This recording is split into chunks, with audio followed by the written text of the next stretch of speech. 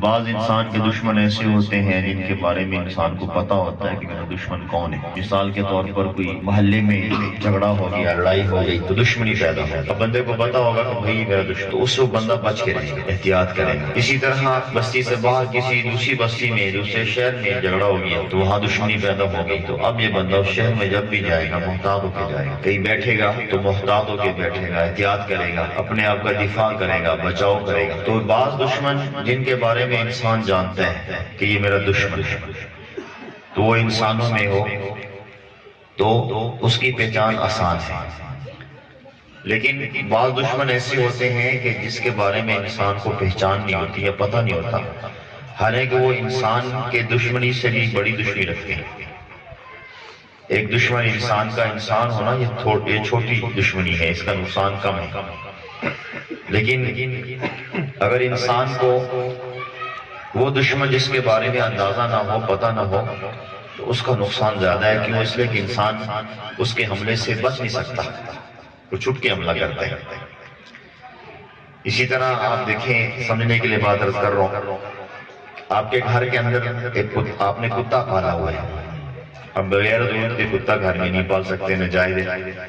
نبی کریم صلی اللہ علیہ وسلم نے منع فرمایا۔ ہاں اگر ضرورت ہے، ضرورت کا مطلب یہ ہے کہ آپ کا گھر ایسی جگہ پہ ہے جہاں پر درندے آتے ہیں اور وہ آپ کے جانوروں کو یا آپ کو نقصان پہنچاتے ہیں، تو آپ رکھوالی کے لیے کتا رکھ سکتے ہیں، یا آپ کے پاس جانور ہیں، جانوروں کی نگرانی کے لیے آپ کتا رکھ سکتے ہیں۔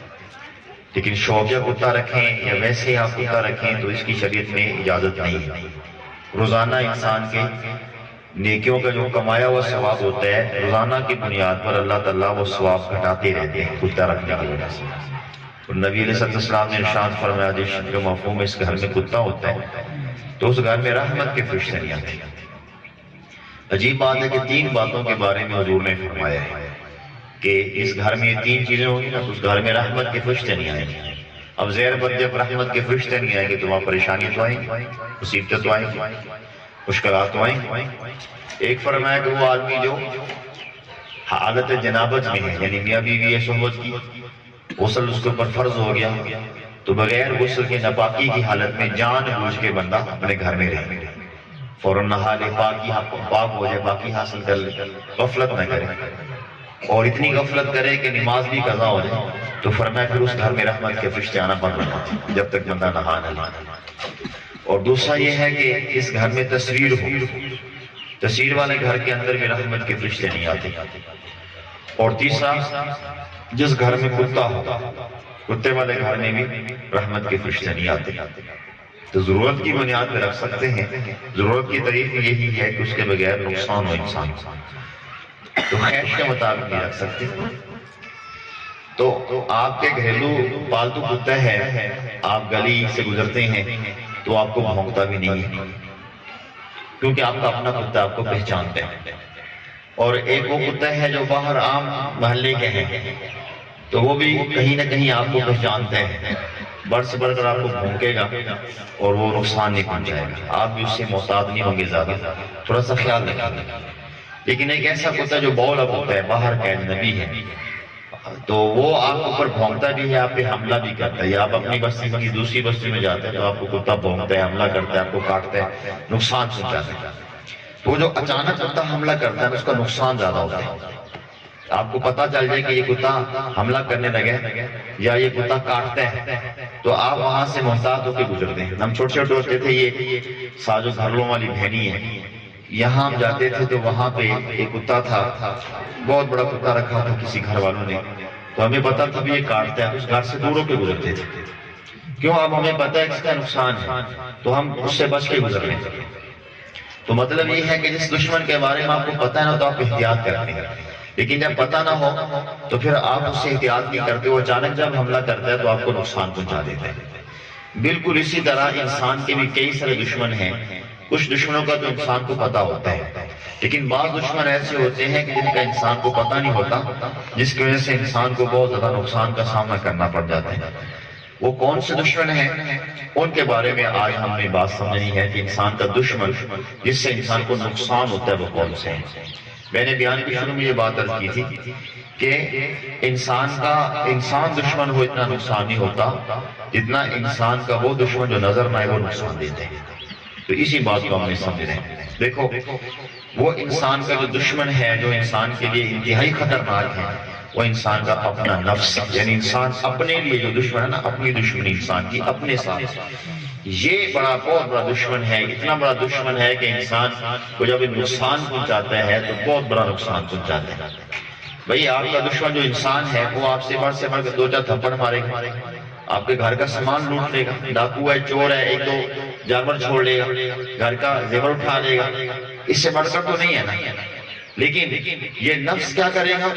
انسان کو گناہ کروائے گا، انسان کو لوٹے گا، انسان کا ایمان جو سب سے قیمتی چیز ہے اس کو خراب کرے گا. انسان سے انسان کی جو نماز ہے وہ چھڑوائے گا، قرآن کو چھڑائے گا، نبی کے طریقہ سنت کو چھڑائے گا. انسان کا اپنا جو نفس ہے یہ انسان کا بہت بڑا دشمن ہے اور ہم اس کو دشمن نہیں سمجھتے. تو یہ وہ چھپاتی کتی ہے، چھپاتی کتی سمجھتے نا، جو چھپ کے کاٹتی ہے. یہ وہ چھپاتی کتی ہے جو انسان کو اندر سے کاٹتی ہے اور انسان اس کے سے ہلاکت کے گڑھے میں گرتا ہے. اس لیے ہم نے اپنے نفس کو سنوارنے کے لیے اور اس کی دشمنی سے بچنے کے لیے اس پہ محنت کرنی ہے. اچھا، اللہ تعالیٰ نے قرآن عظیم الشان کے اندر کسی چیز کے بارے میں اتنی قسمیں نہیں کھائی جتنی انسان کے نفس کے بارے میں قسمیں کھائی ہیں. اللہ نے بڑی بڑی نعمتیں ذکر فرمائی ہیں، بڑے بڑے واقعات حادثات قرآن میں بیان فرمائے ہیں جو پچھلے زمانوں میں پچھلی قوموں پہ اور عروج و زوال کے جو قصے ہیں وہ اللہ نے بیان فرمائے ہیں. حتیٰ کہ اللہ نے قیامت کا تذکرہ بھی فرمایا ہے. کہیں کہیں پہ اللہ نے کسی چیز کی قسم کھائی ہے، لیکن جب انسانی نفس کی قسم کھائی تو اللہ نے ایک نہیں 7 قسمیں کھائی. فرمایا والشمس وضحاہا اور والقمر اذا تلاہا، سورج کی بھی قسم کھائی جا رہی ہے اور اس کے ساتھ اس کی روشنی ہے، اور اس طرح چاند کی جب وہ طلوع ہوتا ہے اس کی روشنی ہے تو سورج کی قسم کھائی، چاند کی قسم کھائی. فرمایا والنہار اذا جلا، دن کی قسم کھائی. پھر فرمایا واللیل اذا یغشی، رات کی قسم کھائی. پھر فرمایا والسماء وما بناہا، آسمان کی قسم کھائی. والارض وما طحاہا، زمین کی قسم کھائی. ونفس وما سواہا فالہمہا فجورہا وتقواہا. 7 قسمیں کھانے کے بعد فرمایا قد افلح من زکاہا، تحقیق کامیاب ہو گیا جس نے اپنے آپ کو پاک کر لیا، یعنی اپنا نفس کا تزکیہ کر لیا. 7 قسمیں کھانے کے بعد اللہ نے نفس کا ذکر فرمایا. یعنی اللہ تعالیٰ بتانا یہ چاہ رہے ہیں کہ یہ بڑی اہم چیز ہے. بھئی بڑے کی ایک قسم بڑے کی بات ہی کافی ہوتی ہے، پھر بڑا کی آدمی قسم کھا کے بات کہہ دے تو کتنی اہمیت کے لائق ہوتی ہے. اور اللہ تعالیٰ ویسی بات فرما دیتے ہیں تو شہنشاہ حقیقی ہیں تو کافی تھا. ایک قسم کھا دیتے تو کافی تھا، لیکن اللہ نے 7 قسمیں کھا کر یہ بات انسان کو سمجھائی کہ انسان تمہارے لیے جو دشمن، جو سب سے بڑا دشمن جو تمہیں نقصان پہنچا سکتا ہے وہ تمہارا اپنا نفس ہے. لہذا تم انسانوں میں جس نے اپنے نفس کو پاک کر لیا، اس کی شرارتوں سے اپنے آپ کو محفوظ کر لیا، اس کی دشمنی سے اپنے آپ کو محفوظ کر لیا، حقیقی کامیاب ہوا انسان. قد افلح من زکاہا. اور آگے ساتھ فرمایا وقد خاب من دساہا، جو ستھرا نہ ہوا، یعنی اپنے نفس کو جو انسان ٹھیک نہ کر سکا، اس کی شرارتوں اور دشمنوں سے نہ بچ سکا، وہ خائب ہوا، خاسر ہوا، یعنی ذلیل بھی ہوا اور آخرت میں خسارے والا بھی ہوا. تو انسان کا جو اپنا نفس ہے یہ انسان کا بہت بڑا دشمن ہے. شیطان بھی چھوٹا دشمن ہے انسان کا، ہے وہ بھی دشمن. کیوں؟ اس لیے کہ شیطان انگلی پکڑ کے گناہ نہیں کرواتا بلکہ وسوسہ ڈالتا ہے. اس لیے قرآن شریف میں آتا ہے کہ جب شیطان کو جب اللہ تعالیٰ کھڑا کریں گے اور ان لوگوں کو جو شیطان کی پوجا پاٹ کرتے تھے، شیطان کی بات مانتے تھے، کافر لوگ کہیں گے کہ شیطان تو نے ہمیں جہنم کا راستہ دکھایا تھا، تو ہمیں جہنم میں لے کر آیا ہے. تو شیطان کہے گا نہیں، میں نے تمہیں جہنم کا راستہ نہیں دکھایا، میں نے تمہیں اس راستے پہ نہیں چلایا، میں نے تو صرف محض وسوسہ ڈالا تھا. وسوسہ ڈالنے کے بعد تم نے عمل کیا تھا، تم نے خود ہی اپنے نفس کی وجہ سے راستہ اختیار کیا تھا. میرا کام تو وسوسہ ڈالنا تھا، چلنا نہ چلنا تمہارا کام تھا. شیطان جھنڈی دکھا دے گا. کہے گا نہیں تم اور ہو میں اور ہوں، تمہارا راستہ کوئی اور ہے میرا، حالانکہ جائے گا وہ بھی جہنم میں. لیکن اس وقت ان لوگوں کو جھنڈی دکھائے گا جو یہ کہتے تھے کہ شیطان ہمیں یہ کام کرواتا ہے. اللہ یہ سمجھا رہے ہیں کہ شیطان وسوسہ ڈالتا ہے، اصل کام انسان کا اپنا نفس ڈالتا ہے. انسان کا نفس اگر خراب ہوتا ہے تو پھر انسان گناہوں کی زندگی گزارتا ہے. یہ گناہ اس کو جہنم کی طرف لے کر جاتے ہیں اور جنت سے اس کو دور کر دیتے ہیں. ایک چھوٹی سی مثال ہے، یہاں ایک آدمی کھڑا ہے، اس کی دائیں جانب میں ایک بہت خوبصورت باغ ہے اور اس کے بائیں جانب میں یعنی کھبی سائڈ سے بائیں جانب میں ایک آگ کا بہت بڑا گڑھ ہے، کھائی ہے بہت بڑی، جس کے اندر کانٹے بھی ہیں، آگ بھی ہے، گرم پانی بھی ہے، بدبو بھی ہے اور پوری بستی شہر کا گندا پانی ہے. تو ایک طرف وہ گندے کھائی والا گڑھا اور دوسری طرف خوبصورت باغ ہے. اب ایک آدمی درمیان میں جو کھڑا ہے وہ باغ کی طرف ایک قدم بڑھائے گا تو وہ بالفرض وہ 100 قدموں پہ ہے تو اس کے 99 قدم کم ہو جائیں گے. ایک اور قدم بڑھائے گا تو باقی کتنے رہ جائیں گے؟ 98. 5 بڑھائے گا تو باقی کتنے رہ جائیں گے؟ 95. 10 بڑھائے گا تو کتنے رہ جائیں گے؟ 90. اور جو دوسرا کھائی والا گڑھ ہے، جو گندا گڑھ اور وہ آگ والا گڑھ ہے، اس سے وہ 10 قدم پیچھے ہٹ گیا. تو اب فاصلہ کتنا ہو گیا؟ پہلے 100 قدم کے فاصلے پہ کھڑا تھا، اب وہ 110 قدم دور ہو گیا. وہ باغ کی طرف کتنے قدم قریب ہو گیا؟ 90 قدم. اور ادھر کتنا دور ہو گیا؟ کیونکہ مخالف سمت چل رہا ہے نا. یہی بندہ اگر جنت ادھر جو ہے نا باغ کی طرف چلنے کی بجائے وہ ادھر دوسرے گڑھے کی طرف چلنا شروع کر دے تو پھر یہ اپنے اس باغ سے دور ہونا شروع ہو جائے گا اور گڑھے کے قریب ہونا شروع ہو جائے گا. کیوں؟ اس لیے کہ جو قدم اس کا گڑھے کی طرف جائے گا وہ یہ نہیں ہوگا کہ وہ باغ اتنا ہی قریب رہے گا، بلکہ نہیں، وہ ایک قدم دور ہو جائے گا. 10 قدم اگر اس گڑھے کی طرف جائے گا تو 110 قدم جو ہے وہ اپنے اس باغ کی طرف سے کیا ہو جائے گا؟ دور ہو جائے گا. بالکل ہماری مثال ایسے ہی ہے، جب ہم اپنے نفس کی بات مان کے اللہ کی نافرمانی کرتے ہیں تو ہم ایک قدم جہنم کے قریب ہو جاتے ہیں. دوسرا گناہ کرتے ہیں 2 قدم قریب ہو جاتے ہیں. تیسرا گناہ کرتے ہیں 3 قدم قریب ہو جاتے ہیں. اور بالفرض اگر ہم گناہ چھوڑ کے نفس کی بات ماننے کی بجائے اللہ کی بات مان لیتے ہیں، اللہ کے نبی کی سنت کو اور اس کو طریقے کو زندہ کر لیتے ہیں تو ہم اپنی جنت جو خوبصورت باغ ہے جنت کی طرف 1 قدم بڑھاتے ہیں. دوسری نیکی کرتے ہیں 2 قدم، تیسری نیکی کرتے ہیں 3 قدم، 10 نیکی کرتے ہیں 10 قدم. 100% زندگی نیکیوں والی ہے تو انسان جنت میں داخل ہو جاتا ہے. یہ ہمارے اوپر ہے. اس لیے فرمایا قد افلح من زکاہا، کیونکہ شیطان سے وسوسہ ڈالتا ہے. اکیلا شیطان گناہ نہیں کرواتا. کبھی آپ نے دیکھا ہوگا کہ سنا ہوگا کہ کسی نے کہا ہو یا کسی نے آپ کو بتاؤ کہ جی میری انگلی پکڑ کے شیطان نے فلاں گناہ کروایا تھا، میری انگلی میرا ہاتھ پکڑ کے شیطان مجھے وہاں لے کے گیا. کبھی سنا؟ نہیں. بس ہمیشہ یہی انسان کو غلط فہمی لگتی ہے، وہ سمجھتا کہ شاید شیطان گناہ کرواتا ہے. حالانکہ شیطان گناہ نہیں کرواتا، وہ تو ایک راستہ دکھاتا ہے، بتاتا ہے، خوبصورت چیز پیش کرتا ہے کہ یہ چیز بہت اچھی، بڑی مزیدار ہے، اس کو تم جو ہے نا جیسے رشوت وہ بڑی مزین کر کے پیش کرتا ہے، بڑے مزے ہیں، دنوں میں مالدار ہو جاؤ گے. حرام مال میں بڑے مزے ہیں، دنوں میں مالدار ہو جاؤ گے. یہ فلاں گناہ میں بڑے مزے ہیں، لہٰذا تم اس دنیا میں مزے لوٹ لو، کل کو پتہ نہیں ملے نہ ملے، جوانی رہے نہ رہے. تو وہ شیطان وسوسہ ڈالتا ہے، گناہ کو خوبصورت کر کے پیش کرتا ہے. اگر انسان کا جو نفس ہے، نفس انسانی، یہ انسان کو انگلی پکڑ کر بلکہ ہاتھ پکڑ کے گناہ کرواتا ہے. اس لیے اگر کوئی بندہ اپنے نفس کو ٹھیک نہیں کرتا، اپنے نفس کی شرارتوں سے محفوظ بھی نہیں رہ پاتا، وہ پھر بندہ اپنے آپ کو گناہوں سے بچا بھی نہیں پاتا. اس لیے جب انسان کا نفس مضبوط ہو جاتا ہے تو اس کی مثال ایسے ہی ہے جیسے آپ نے گھوڑا پالا اور خوب اس کو چارہ ڈالا، خوب کھلایا، موٹا تازہ ہو گیا. اب آپ اس کو پر سواری کرتے ہیں. جب آپ سواری کریں گے تو اگر اس کی باگیں آپ نہیں پکڑ سکتے، اس کو قابو نہیں کر سکتے، تو گھوڑا آپ کے ہاتھ سے نکل جائے گا، بلکہ وہ ہو سکتا ہے آپ کو اوپر اپنی کمر سے ہی گرا دے. اور نہیں تو آپ اس کے اوپر بیٹھیں گے تو آپ کو ٹکنے نہیں دے گا، کیونکہ آپ اس کو اتنا مضبوط کر لیا کہ وہ اب آپ کے ہاتھ نہیں آ رہا. اب وہ آپ کے ہاتھوں سے باغیں اپنی چھوائے گا. اب وہ آپ کو کسی ایسی جگہ جا کے پھینکے گا جو گندی جگہ ہوگی، کھائی ہوگی، گڑھا ہوگا، کسی کھڈے میں آپ کو جا کے پھینکے گا. آپ اس کو پکڑ نہیں سکتے، آپ اس کو جو ہے نا قابو نہیں کر سکتے. بالکل اسی طرح اگر ہم نے اپنے نفس کو تگڑا کر لیا، اور نفس تگڑا ہوتا ہے گناہوں سے. جب انسان گناہ کرتا جاتا ہے، نیکی چھوڑ دیتا ہے، نفس انسان کا تگڑا ہو جاتا ہے. جب انسان کا نفس مضبوط ہو جاتا ہے پھر اب یہ نیکی کی طرف لانا چاہ رہے نیکی کی طرف آتا نہیں. یہ نماز طرف اپنے آپ کو لانا چاہتا ہے، نماز نہیں پڑھ پاتا. تلاوت قرآن کو دل کرتا ہے لیکن کرتا نہیں ہے. روزہ رکھنے کو دل کرتا ہے، رکھتا نہیں ہے. باقی دیگر اعمال نیکی کے کرنے کو دل چاہتا ہے لیکن کرتا نہیں ہے. تو انسان کا اپنا نفس انسان کو خراب کرتا ہے. جب انسان کا نفس اپنے آپ سے مضبوط ہو جاتا ہے، ہاتھ سے نکل جاتا ہے، پھر یہ گناہوں والی کھائی میں جا کے گراتا ہے. اس لیے فرمایا قد افلح من زکاہا، جس نے اپنے آپ کا تزکیہ کر لیا وہ کامیاب ہوا. تو کامیابی اپنے آپ کو سنوارنے میں ہے.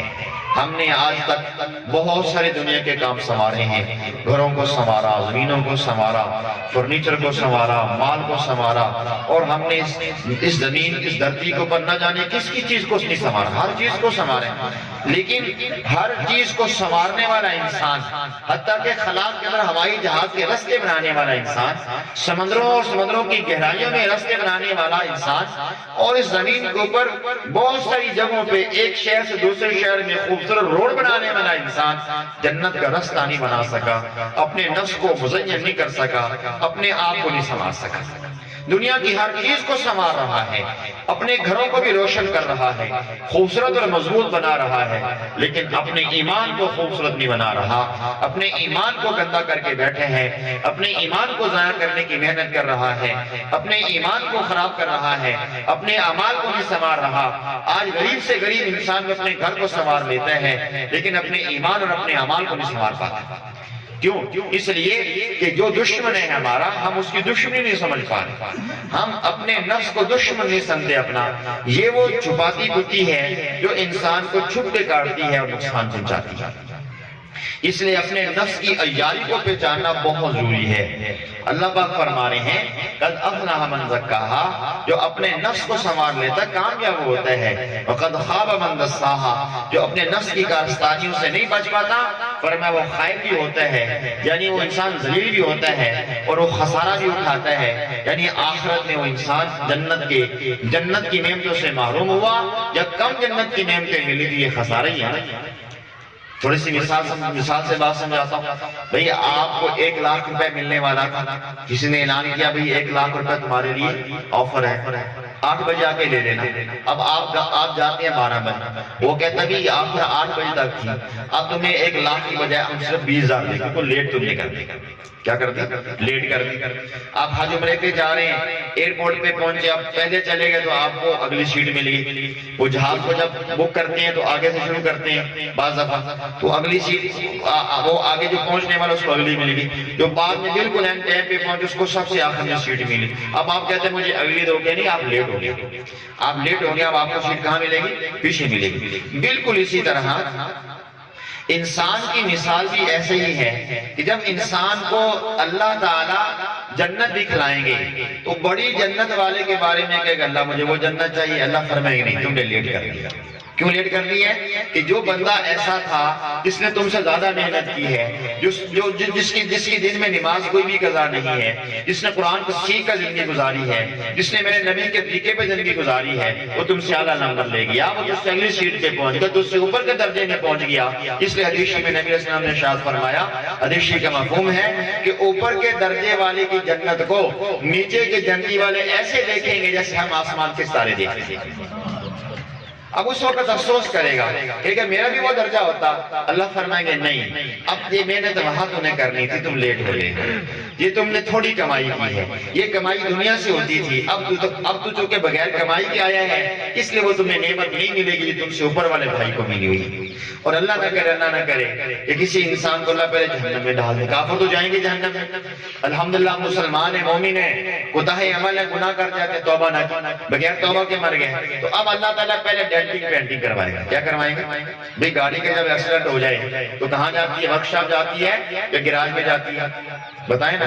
ورکشاپ جاتی ہے، گراج میں تو نہیں جاتی. گراج میں وہ گاڑی کھڑی ہوتی ہے جو نئی ہو، ٹھیک ہو، سلامتی والی ہو، اس کو گراج میں، لوگ گھر کے گراج میں بلکہ گھر کے سین میں یا خاص ایک جگہ بناتے ہیں دکھانے کے لیے کہ جناب یہ ہماری گاڑی بھی ہے. تو وہ گاڑی جو بالکل فٹ ہو اس کو دکھانے کے لیے کھڑی کرتے ہیں. اور جب گاڑی کے ایکسیڈنٹ ہو جائے، رنگ روغن اس کا خراب ہو جائے، اس کو گراج میں بھیجتے ہیں. تو اللہ تعالیٰ نے ڈینٹنگ پینٹنگ کے لیے آخرت میں گراج بنا رکھا، اس کا نام جہنم ہے. پھر اللہ تعالیٰ اس کی رات میں اس بندے کو داخل کریں گے کہ پہلے ڈینٹنگ پینٹنگ تمہاری ہو جائے، پھر اس کے بعد تمہارا جو گھر جنت میں اس میں تمہیں داخل کریں گے۔ اچھا ایک اور جیسا بندہ بیمار ہو جاتا ہے، بیمار ہو جانے کے بعد وہ بندہ گھر میں آتا ہے یا سیدھا اس کو ہسپتال لے کر جاتے ہیں؟ وہ ہسپتال کیوں لے کر جاتے ہیں؟ بیمار ہے، اس کو صحت کے لیے اس کو ٹیکے گولی کی ضرورت ہے، ڈاکٹر کے علاج کی ضرورت ہے، اس لیے وہ اس کو بعض دفعہ آئی سی یو وارڈ میں داخل کر دیتے ہیں، جو انتہائی نگہداشت کا وارڈ ہوتا ہے، وہاں خصوصی اس کی نگہداشت ہوتی ہے، اس کو ڈاکٹر چیک کرتے ہیں، دوائیاں لگا رہے ہیں کیونکہ ایمرجنسی مریض ہے۔ تو بالکل اسی طرح یہ بندہ ہے تو ایمان والا، ایمان اور کلمے کی بدولت، نبی کریم صلی اللہ علیہ وسلم کی نسبت کی بدولت یہ بندہ جنت میں تو جائے گا، لیکن اللہ تعالیٰ پہلے اس کو جہنم کے ہسپتال میں داخل کریں گے، وہاں فرشتے اس کی ڈینٹنگ پینٹنگ کریں گے، اس کو گولیاں ٹیکے دیں گے، اس کے بعد جب یہ صحت مند ہو جائے گا پھر اللہ اس کو کہاں لے کر آئیں گے؟ جنت میں۔ تو بھائی آج دنیا کے اندر ڈاکٹر کے ٹیکے سے ہم بھاگتے ہیں، آپریشن سے بھاگتے ہیں، تو آخرت کے اندر تو بھی یہ کچھ ہونے والا ہے۔ اس لیے جو بندہ یہاں پہ اپنے نفس کی اصلاح کر لے گا، یہاں اپنے آپ کو سنوار لے گا، انسان کوئی خسارے سے بچے گا۔ بالفرض یہ ایک دفعہ جہنم میں چلا گیا اور بعد میں جنت میں آئے گا تو پھر اس کو نقصان تو ہوا نا، کیونکہ جو پہلے جنت میں جانے والے بڑی نعمتیں لے گئے۔ اس لیے حدیث میں آتا ہے کہ جنت میں پہنچنے کے بعد جنتی کو اس بات کا افسوس ہوگا کہ کاش میں کچھ نیک عمل اور کر لیتا، جو میرے بھائی کو درجہ ملا وہ مجھے بھی مل جاتا۔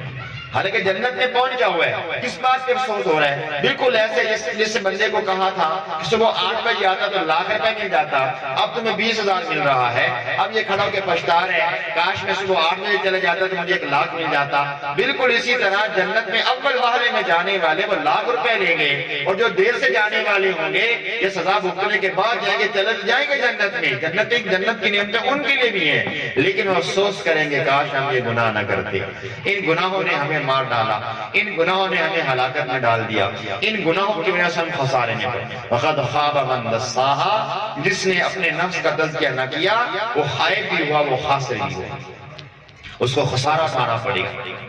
تو کیا وجہ ہے کہ آج ہم دنیا کے خسارے کو خسارہ سمجھتے ہیں، آخرت کے خسارے کو خسارہ کیوں نہیں سمجھتے؟ آج ایک بندے کی چوری ہو جائے، ایک بندے کی چوری ہوئی، میں ایک سچا واقعہ سناتا ہوں، اس واقعے سے بات اچھی سمجھ آ جائے گی۔ اب ہم جب وہاں گئے، ان کے ہاں گئے تو ہم سائے کے ہاں کے، تو انہوں نے ہمیں بتایا کہ ہماری چوری ہوئی ہے، اور اس چوری کو تلاش کرنے کے لیے ہم نے بڑے پیسے لگائے ہیں، بڑے پنچایتی ہوئی ہیں، بڑی کوشش بھاگ دوڑ ہو رہی ہے۔ اب جناب ہم تھک گئے ہیں، بس آپ دعا کر دیں کہ اللہ تعالیٰ کو رستہ کھول دے۔ تو میں نے اندازہ لگایا وہ ایک چوری، جو چوری کس کی تھی؟ جانور کی تھی۔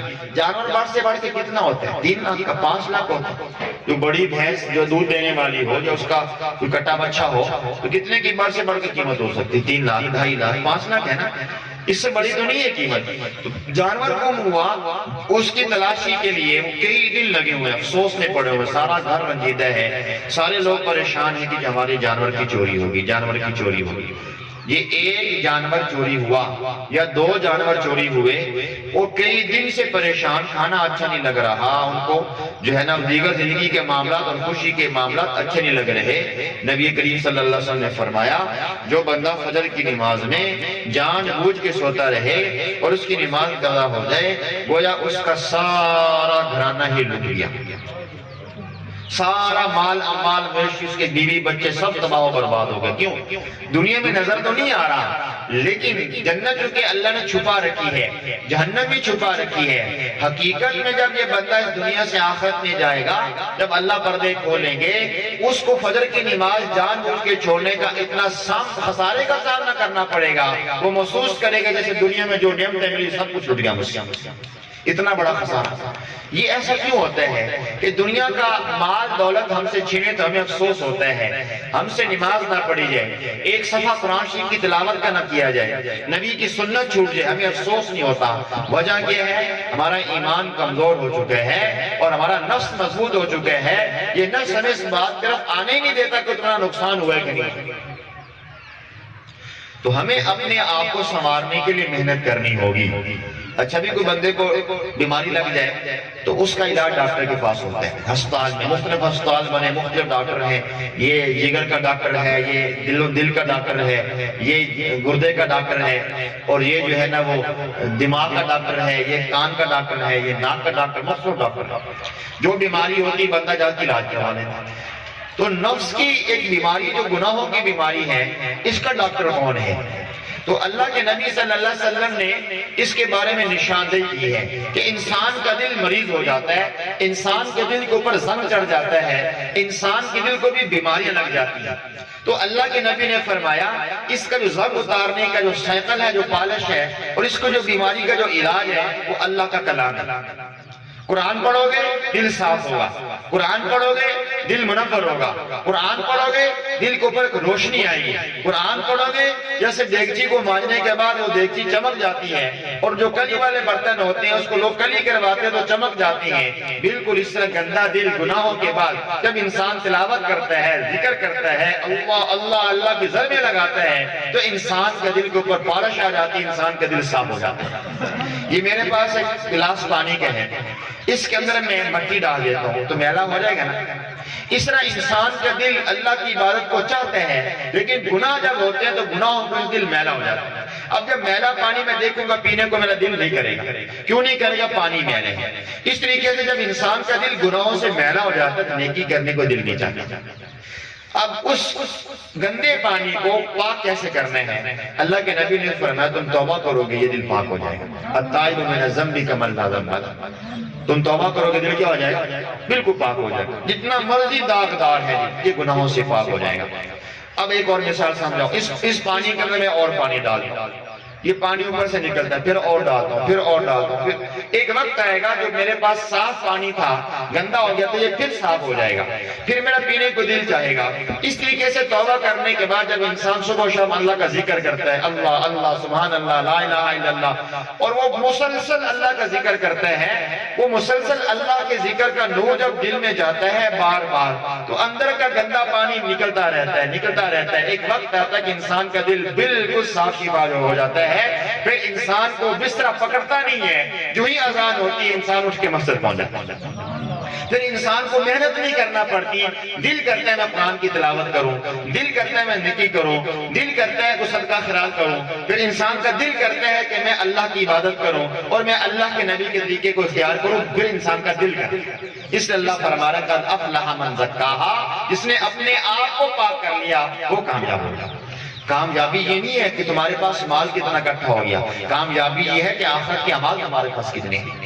تمہارے پاس اگر مال ہے، مال کی گٹھڑیاں بڑی ہیں تمہارے پاس، وہ تمہارے کسی کام نہیں آئیں گی۔ پچھلے میں ایک ویڈیو دیکھ رہا تھا کہ ایک پرانے زمانے میں کوئی آدمی کوئی عورت فوت ہوئی، بہت امیر عورت تھی، اس کی قبر کی کھدائی کی گئی تو کھدائی کرنے کے دوران ویڈیو بن گئی، کیا تو سوشل میڈیا کا دور ہے، کیمرے کا دور ہے، تو کھدائی ہو رہی ہے اور ساتھ ویڈیو بن رہی ہے۔ کیا دکھایا گیا کہ ایک عورت ہے بالکل ہڈیوں کا ڈھانچہ، اب پتہ نہیں چل رہا مرد ہے یا عورت، پتہ کیسے چلا؟ اس کے گلے میں سونے کا بہت بڑا ہار ڈالا ہوا، چوڑیاں ڈالی ہوئی سونے کی بڑی بڑی، اور اس کے نیچے سونے کی جھالریں بڑی بڑی جھالریں، اور انگوٹھیاں ڈالی ہوئی سونے کی، اور اس کے ساتھ اس کا زیور کے ساتھ اس وقت جو سونے چاندی کے سکے چلتے تھے، چھوٹے چھوٹے گلاس، چھوٹی چھوٹی چیزیں وہ سکوں کی سونے چاندی کی بھری ہوئی اس کے دائیں میں دفنائی جا چکی تھی۔ پیغام لکھا ہوا تھا اگر انسان کا مال قبر میں کام آتا تو یہ عورت کبھی بھی ہڈیوں کا ڈھانچہ نہ بنتی، یہ آج اس کے کام آ رہا ہو۔ آج وہ ہڈیوں کا ڈھانچہ ہے، اس کی روح کے ساتھ نہ جانے کیا معاملات ہو رہے ہیں، اور یہ مال آج ویسے کے ویسے پڑے ہے۔ وہ صدیوں کے بعد قبر کی کھدائی ہوئی، پتہ نہیں کتنے سو سال گزر گئے، قبر کی کھدائی ہونے کے بعد وہ مال اس کا نہیں، وہ مال جو کھود رہا ہے وہ اٹھا کے لے جا رہے ہیں، خوش ہو رہے ہیں، دکھا رہے ہیں لوگوں کہ مجھے مال ملا۔ تو اگر مال کامیابی ہوتی تو یہ میں نے آپ کو واقعہ سنایا، یہ عورت اپنے اس قبر کو جنت کا محل بنا لیتی۔ مال سے نہیں جنت کا محل بنتا، آخرت جو سمرتی ہے، آخرت جو بنتی ہے، آخرت کی جو کامیابی ہے وہ اعمال سے ہے، وہ نماز میں ہے، وہ روزے میں ہے، وہ صدقے میں ہے، وہ خیرات میں ہے، وہ سچ میں ہے، وہ صلہ رحمی میں ہے، وہ لوگوں کے ساتھ ہمدردی کرنے میں ہے، وہ لوگوں کے ساتھ بھلائی کرنے میں ہے، وہ جھوٹ بس سے بچنے میں ہے، گناہ سے بچنے میں ہے، اور شراب سے بچنے میں ہے، اور بے حیائی سے بچنے میں ہے، اور دیگر گناہوں سے بچنے میں ہے۔ اللہ نے کامیابی نیک اعمال میں رکھی ہے، اللہ نے کامیابی مال میں رکھی۔ مال تو کامیابی حاصل کرنے کا ذریعہ بن سکتا ہے لیکن حقیقت نہیں بن سکتی۔ جیسے ایک بادشاہ واقعہ سنا کے آپ کو بات سمجھاتا ہوں، پرانے زمانے کی بات ہے، کتابوں میں واقعہ لکھا ہے کہ ایک بادشاہ نے خوب مال اکٹھا کیا، ساری جوانی اس نے مال اکٹھا کرنے پہ خرچ کر۔ ایک مرتبہ اپنے وزیروں کو بلا کے کہنے لگا کہ اتنے خزانے بھر گئے ہیں کہ اگر میں سال 200 سال بھی حکومت کروں نا اور بغیر کسی کی کمائی کے کوئی بھی بندہ کمائی نہ کرے، سارے لوگ میری پوری مملکت میں میرے ملک میں آرام سے لوگ بیٹھ کے کھائیں تو ختم نہ، کئی کمرے بھرے ہوئے سونے کے، چاندیوں کے اور درہم دینار کے اور ہیرے جواہرات کے، بے تحاشا مال۔ اللہ کی شان یہ گفتگو کر رہا تھا اور اپنے وزیروں کو مشیروں کو اکٹھا کر کے بیٹھا تھا، کہنے لگا کہ آج کے بعد میں آرام سے حکومت کروں گا اور تم آرام سے میرے معاون بن کے زندگی گزارو۔ اچانک باہر دروازے پہ زوردار دستک ہوئی، اتنی زوردار کہ محل کے الماریاں اور کھڑکیاں دروازے سب ہل گئے۔ اور جب اتنا شور ہوا تو بادشاہ نے کہا کہ عجیب بدتمیز آدمی ہے، اس کو دروازہ کھٹکھٹانے کا بھی طریقہ نہیں ہے، پتہ کرو کون ہے۔ جب باہر گئے تو کیا دیکھتے ہیں، انتہائی خوبصورت چہرے والا سفید لباس میں بارش ایک جو ہے نا وہ شخصیت کھڑی ہے۔ تو جو نوکر بار پتہ کرنے کے بھی کون ہو، اس نے کہا اپنے بادشاہ کو کہو کہ باہر تمہیں ایک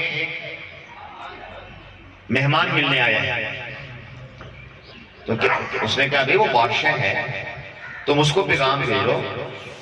اس نے ساتھ یہ کہا اس کو کہو کہ میرے پاس چل کے آئے۔ کہنے لگا بادشاہ تمہارے پاس چل کے آئے گا؟ ٹھہرو میں اجازت دیتا ہوں، تمہیں جانا پڑے گا، یہ شاہی آداب کے خلاف ہے۔ اس نے کہا تم اس کو جا کتنا کہہ دو کہ تمہیں چل کے آنا ہوگا۔ وہ گیا، بادشاہ بھی بیٹھا تھا، بڑا خوش خبریوں میں مصروف تھا۔ کہا بادشاہ سلامت، ایسا سا بندہ ہو ایسی بات کیا ہے؟ تو بادشاہ نے کہا ایسی اس کی جو ہے نا وہ اس کی کیا مجال ہے، مجھے ایسی بات کرے، میں بادشاہ اور ایک عام آدمی میں چل کے جاؤں؟ پکڑو اس کو، پکڑ کے میرے پاس لاؤ۔ اب جو ان کے دربان کھڑے تھے اس وقت اپنے ہاتھ میں وہ لاٹھیاں جو ان کے اس وقت کے آلات تھے وہ اٹھا کے بھاگے۔ جب دروازے کے پاس پہنچے تو اس وقت اس جو خوبصورت شخصیت تھی، ڈیل ڈال والی، مضبوط جسم والی، دروازہ زور سے کھولا اور سیدھے اندر۔ تو ان کا روب اتنا تھا، اتنے بھی وہ درباری لوگ جو اس کی پولیس تھی وہ بھاگ رہے تھے پکڑنے کے لیے، سب یکدم ٹھٹک کے رہ گئے، کیونکہ دروازہ زور سے انہوں نے کھولا کہ ایک آدمی آرام دروازہ کھول سکتا ہی نہیں۔ پہلے زمانوں میں بادشاہوں کے دربار کے دروازے بڑے بڑے منوں کے حساب سے بڑے بڑے دروازے لکڑی کے بنے ہوتے تھے۔ اتنا بڑا دروازہ ایک بندے نے کھول دیا آرام سے، اس کو کئی بندے پکڑ کے کھولتے، سارے ڈر گئے، یہ عام آدمی نہیں ہے۔ تو انہوں نے کہا کہ بھی آپ یہاں کھڑے کیوں ہو گئے ہو، مجھے جانتے نہیں میں کون ہوں؟ تو ایک نے کہا اچھا بتا دو بھی کون ہو؟ تو کہنے لگے میں ملک الموت ہوں۔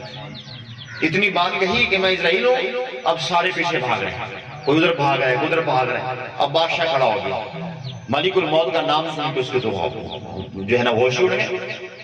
اب یہ کھڑے ہیں اور ملک الموت آگے بڑھ رہے ہیں اور اس کو دیکھ رہے ہیں، ٹکی ٹکی لگا کے دیکھ رہے ہیں۔ اب اس کی گھبراہٹ میں اضافہ ہوا ہے۔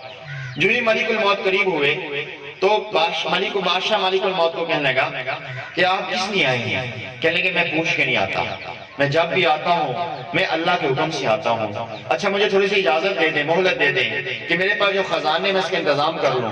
ملک الموت نے کہا مجھے ایک لحظہ بھی تاخیر کی اجازت نہیں ہے، جتنا ہماری گفتگو میں وقت مقرر ہے وہی ہے، جب وقت مقرر ہو جائے گا میں پورا پنجہ تیرے سینے میں گاڑ کے تیری روح قبض کر لوں گا۔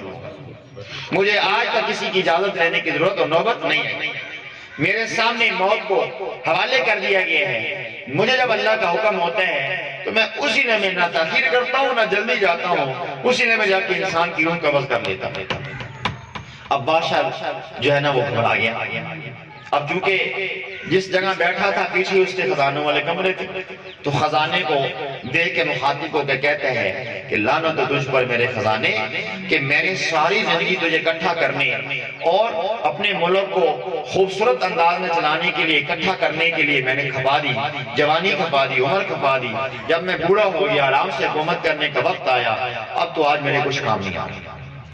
کتابوں میں لکھا ہے خزانے نے زبان حال سے کہا بادشاہ سلامت مجھے لعنت ملامت نہ کریں، اپنے آپ کو لعنت ملامت کریں، کیونکہ اللہ نے مال تمہیں اس لیے دیا تھا کہ اس مال کو تو غریبوں پہ خرچ کرتا اور اپنی جنت بناتا، صدقہ کرتا، اپنی جنت میں درجات حاصل کرتا، مسجدوں کو تعمیر کرتا تاکہ اس کے بدلے اللہ تجھے جنت میں گھر دیتے، اور تو مدارس کو قائم کرتا تاکہ مدارس سے دین پھیلتا اور تمہاری آخرت سمرتی چلی جاتی، درجات تمہارے بلند ہوتے رہتے۔ تم اپنے غریب رشتہ داروں پہ خرچ کرتے، ان کو کھانا کھلاتے، ان کو لباس پہناتے اور بیواؤں کا تعاون کرتے، یتیم بچوں کی سرپرستی کرتے، تو تمہیں اس کا اجر ملتا اور آخرت میں تمہیں جنت ملتی۔ مال تو اللہ نے تیرے ہاتھ میں اس لیے دیا تھا بلکہ زیادہ مال نعمت تھی تو زیادہ جنت کے درجات حاصل کر سکتا تھا بنسبت غریب آدمی کے، کیونکہ غریب آدمی تو صرف اپنے کنبے کو پال سکتا ہے، تم اپنے مال سے کئی کنبے پال کے اپنی آخرت بنا سکتے تھے، لیکن تو نے مجھے جمع کرنا شروع کر دیا، تو نے تالوں کے اندر بند کرنا شروع کر دیا، تو نے مجھے ذخیرہ کرنا شروع کر دیا۔ لعنت ملامت مجھے نہ کر، اپنے آپ کو ملامت کر، میں تو تیرے فائدے کے لیے تجھے دیا گیا تھا، لیکن تو نے بخل کا تالا لگا دیا، تو نے خرچ کرنے کے بجائے تو بس سانپ بن کے بیٹھ گیا۔ آج میں تیرا ہوں گا، تیرے کے بعد کسی اور کا ہوں گا، میں جھگڑے میں پڑ جاؤں گا، کچھ اچھا کر ادھر بھاگ جائیں گے، کچھ مجھے اچھا کر ادھر بھاگ جائیں گے، یہ کمرے بھی خالی ہونے والے ہیں، مجھے ملامت نہ کر، اپنے آپ کو ملامت کر۔ اتنی دیر میں ملک الموت کو حکم ہوا اور ملک الموت نے بادشاہ کی روح قبض کر لی، سارے خزانے وہاں بھرے کے دھرے رہ گئے، بڑا مال اس کا دھرے کا دھرا رہ گیا۔ آنے والے وقتوں میں وہ بادشاہ کا مال کھنڈر بنا، لوگ جا کے دیکھتے تھے یہاں حکومت ہوا کرتی تھی۔ تو مال آخرت کو بنانے کا ذریعہ بن سکتا ہے، لیکن آخرت کو حاصل کرنے کے لیے حقیقت نہیں ہے۔ حقیقت وہ ہے جس بندے کو آج لاکھ روپے نہیں ملا لیکن 5 وقت کی نماز کی توفیق مل گئی، یقین کرو یہ آج کا مالدار آدمی۔ مالدار آدمی وہ نہیں ہے یا کامیاب آدمی وہ نہیں ہے جس کو آج سونے چاندی سے بھرے ہوئے بڑے بڑے باکس مل گئے۔ مالدار حقیقت میں وہ انسان ہے جس کو آخرت کی توفیق کے لیے اللہ کے راستے میں صدقہ کرنے کی توفیق مل گئی، تلاوت کی توفیق مل گئی، نبی کی ایک سنت کو زندہ کرنے کی توفیق مل گئی، یہ آخرت کا مالدار۔ میں بیانات میں جو میرے بیانات سنتے میں کہتا رہتا ہوں، یہ آج کل کی وڈیرے چودھری زمیندار ڈیروں والے اور زمینوں والے یہ کل کی کمی کون ہے؟ یہ کمی کمین ہے، یہ ریڑیاں لگانے والے، یہ مزدوریاں کرنے والے، جن کو آج لوگ دھتکار دیتی ہیں، رشتہ مانگے رشتہ نہیں دیتے، کہ سفارش کریں سفارش ان کی قبول نہیں کی جاتی، یہ کل کے بادشاہ ہیں۔ کیوں کہ نبی علیہ السلام نے فرمایا میری امت کے غربا 500 سال میری امت کے اغنیاء سے جنت میں پہلے چلے جائیں گے۔ یہ حساب کتاب میں پھنسے ہوں گے، وہ بڑے بڑے درجات پہلے حاصل کیے جا چکے ہیں۔ جیسے بندے جو میں نے پہلے بھی مثال دی کہ ہوائی جہاز کی ٹکٹ ہوں گے کرانے تو پہلے بندہ جاتا ہے، آگے سیٹ دے دیتے۔ یہ جنتی لوگ پہلی سیٹوں میں اللہ کے انتظار کے لیے بیٹھے ہوں گے۔